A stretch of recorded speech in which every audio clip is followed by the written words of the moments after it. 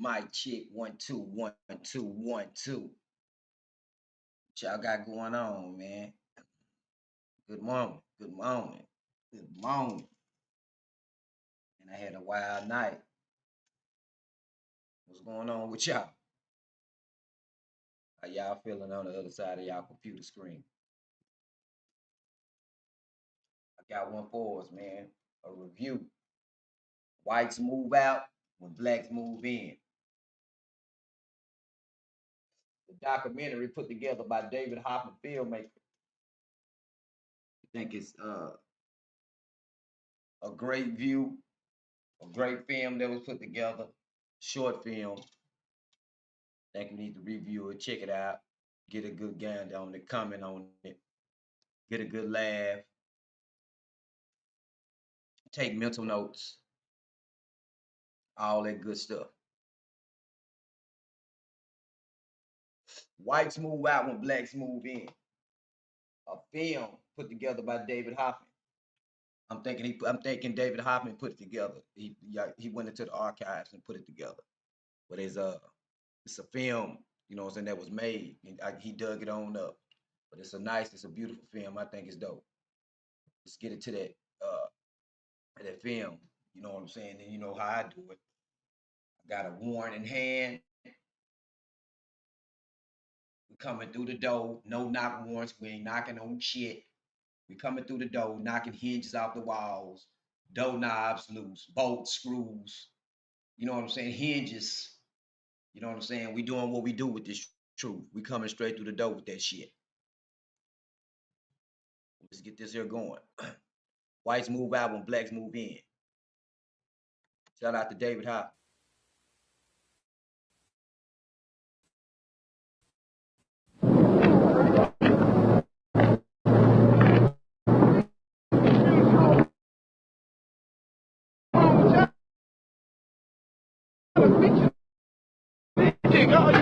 Uncle Tom niggas in the same old way, man. Y'all come out that way, y'all community, and talk, man, leave us out here all by ourselves. Y'all supposed to be so-called leaders, so-called bourgeois. To buy you some guns, some ammunition, man. For this revolution, you talking about moving to a new community, a new house? How you gonna do with all that old stuff, man?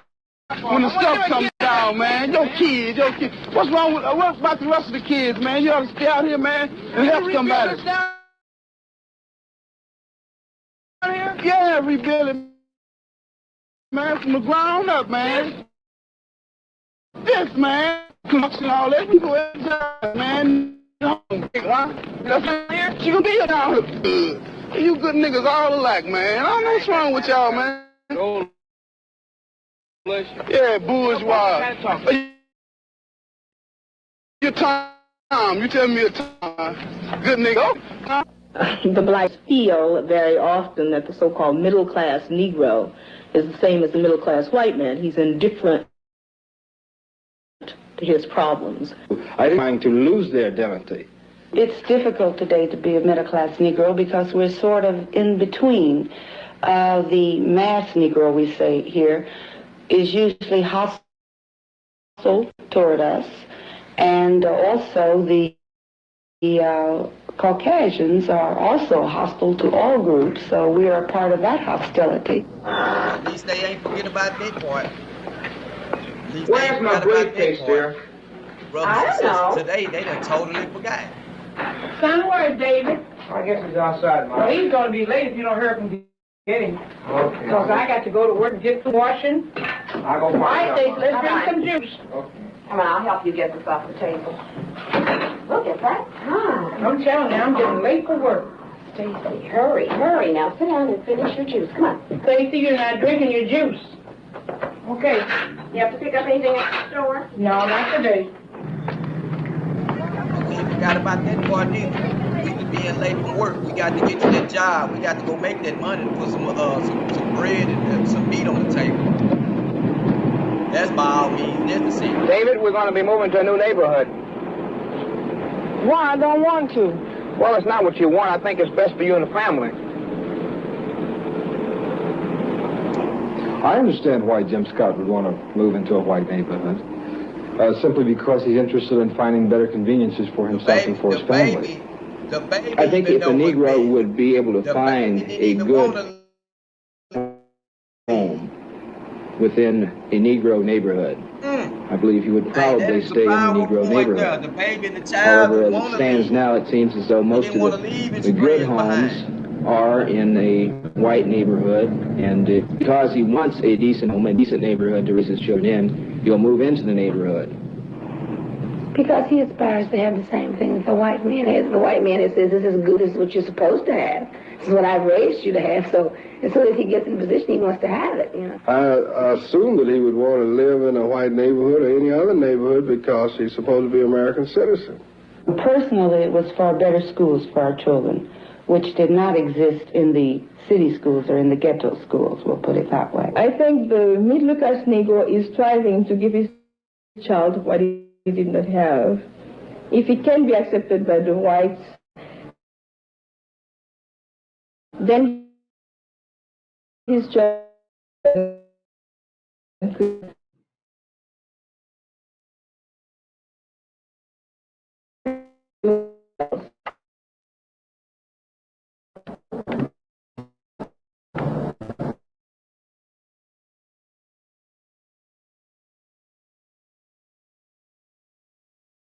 the ghetto, get a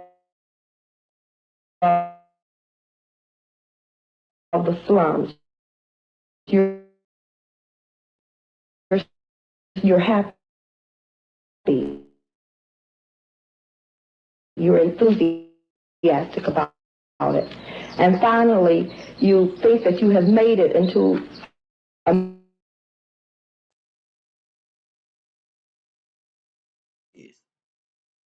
So this what the internet do to me. You know, the internet knows and watches what you put in and watches what you watch. Because we putting it in, they know exactly what your mind is thinking. So when you get to putting in this type of shit, this informative type of shit, they're gonna make sure they try their best to come through to try to knock that shit out and make this shit as unintelligible as possible. But we gonna keep on mashing through. The struggle continues.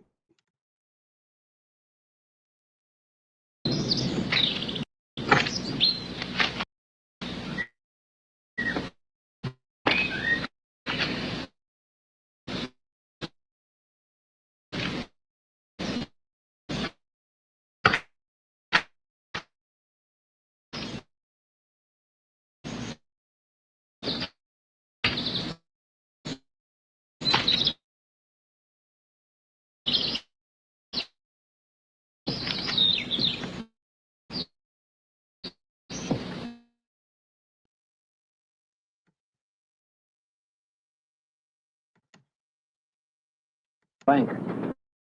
Yeah, but you know those interest rates are going up every day.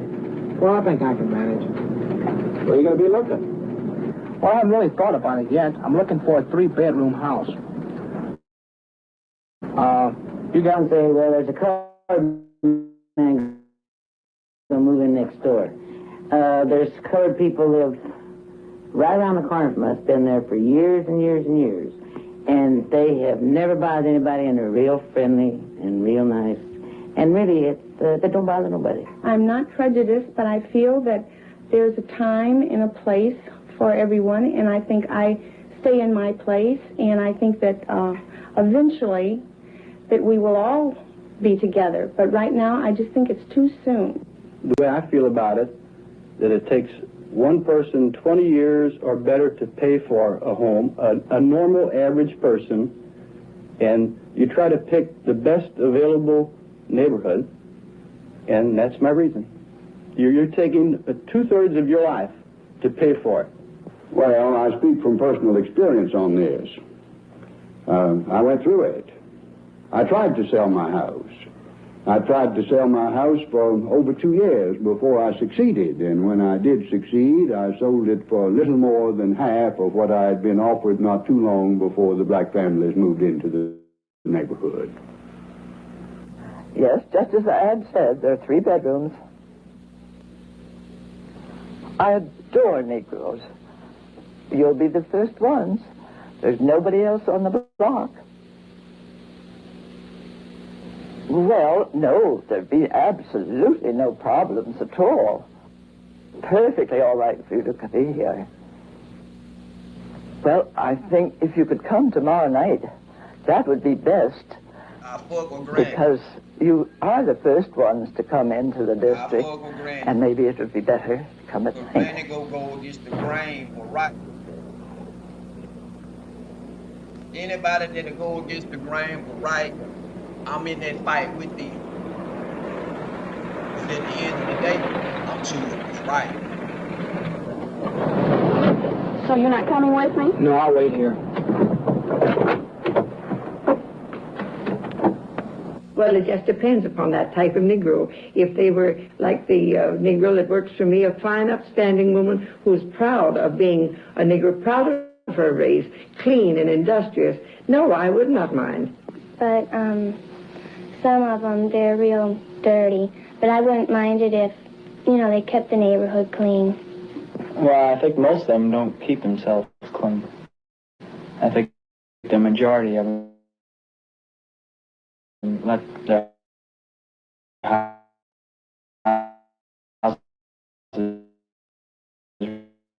run down and everything. I'm not in. Yeah. You see the youngster, the baby tell you they don't keep themselves clean. All this, you know what I'm saying? This type of nonsense, this type of rhetoric. And where did he get this rhetoric from? He got it from the babies. I mean, not the babies. He got it from he got it from the parents. The leadership, the godhead that's leading the family. With this type of racism, you know what I'm saying? Prejudice,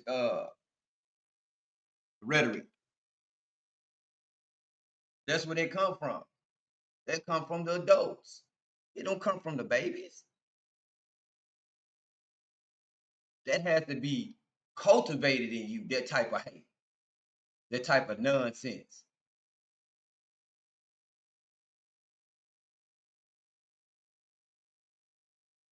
Let's go. Hopefully it'll go on through. Instead of doing all that nonsense is doing. And I would not sell to a colored individual, nor would I buy next to one if I could avoid it. I think that inferiority and superiority going here, that everyone subconsciously really believes that the Negro, and you have this marvelous feeling of being just a little bit better than all these black people.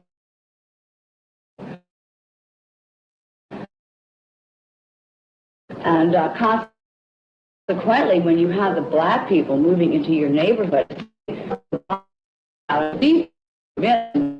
your neighbor. If I was her and I was going to sell a house, and a colored person come along and want to buy it, well, they could buy it, but maybe my neighbors would kill me.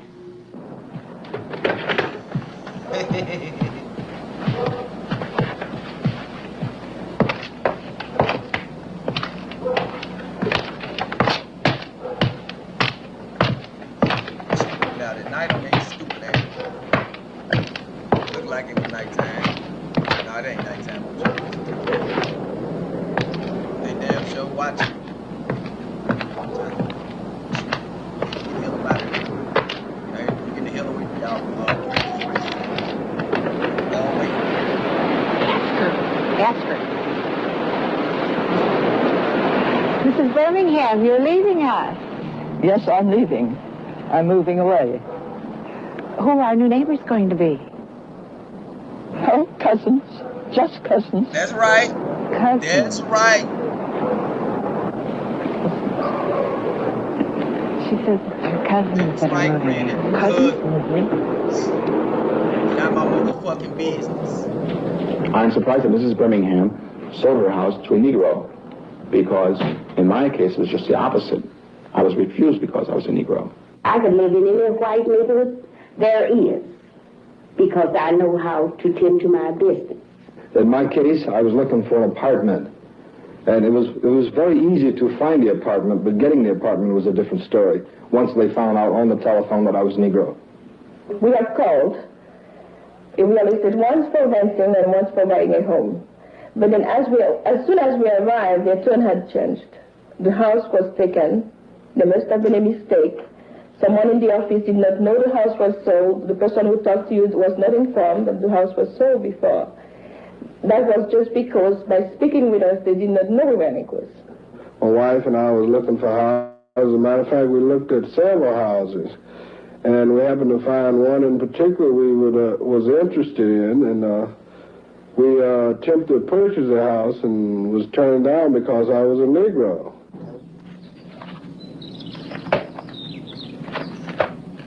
Yes, among the middle-class Negroes, we do find those that tend to escape, and that's understandable, too.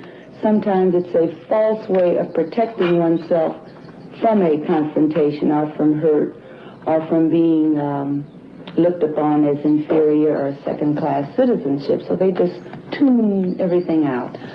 And many, many middle-class Negroes, though, don't. They go with the direct confrontation. Moving into a neighborhood can be a confrontation, as it has been in many families, and these are things that are unpredictable. Help, man! Anybody home?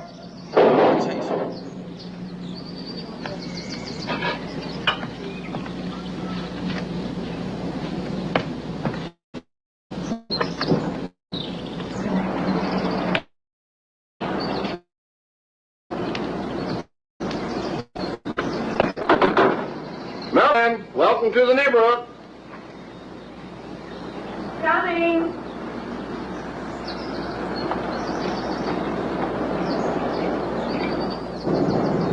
Yes? How do you do? Would you please ask the lady of the house how much milk she needs? I'm the lady of the house, and I don't need any milk, thank you.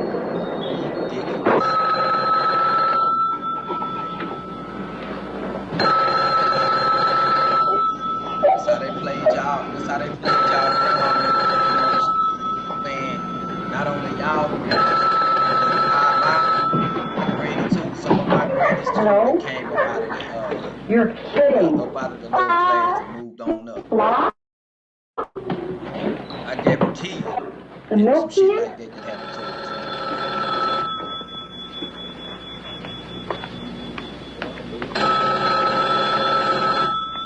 Calling all around town.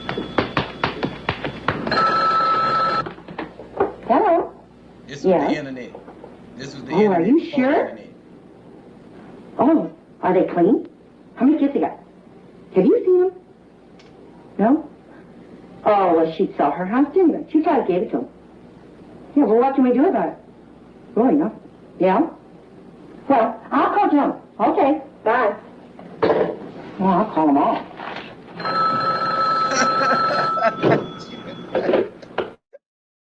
Man, Hello? it is hell. I'm gonna call them all. What? Oh, what will we do about our neighborhood parties? I guess we'll have to invite them, too. Well, that ain't. Well, it's bound to happen. Yes. No. Mary, you call her. I really don't have time. I've got to finish this ironing. All right?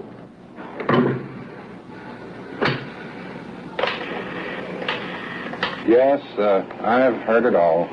The real estate agent called and told us that if we didn't sell quick, he wouldn't guarantee the value.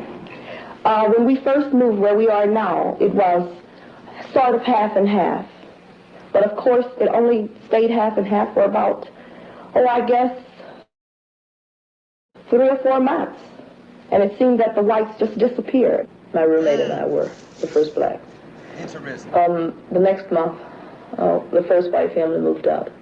And within a 6-month period, all the whites had moved out of the building, and it had become all black. Well, now we sit down in the ghetto and we joke about it. That's Ghetto West. They're still in the ghetto. They're still black. All the whites are leaving the suburb. It's going to turn into an all-black suburb pretty soon. So you can see not only is it difficult to get decent housing, maybe because I'm not prejudiced myself, maybe because my children aren't prejudiced, maybe because very few of my friends are prejudiced, I really can't put my finger on the reason why. The young brother had. When they were just married and they had no children, they talked a good game. You know, they live close to me, and I live in an integrated neighborhood. The minute the wife became pregnant, they began to think about moving. The minute the child comes and the curly hair and so forth, then they really begin to think about moving. And the minute it gets about that big, off they go.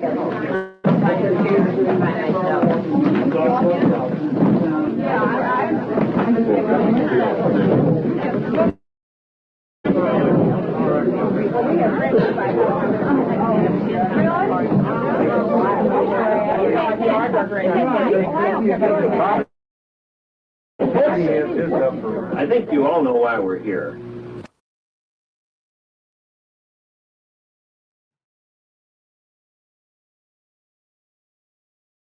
Yeah. That was a hard one, man. That was a whites move out when blacks move in. Off of the brother David Hoffman Filmmakers page. You know, go over there and check out his page. Go over there and subscribe. Go over there and like some shit. That was a dope one, man. And it was funny as hell too, man. Man. But I'm gonna end this with a quote from Langston Hughes, man. When they asked me, could I wipe off my blackness? I reply with, ask your mama. Black power. Peace to the Jama. J all day. And like I like to say, man, follow that cab. He got dope in it. Peace.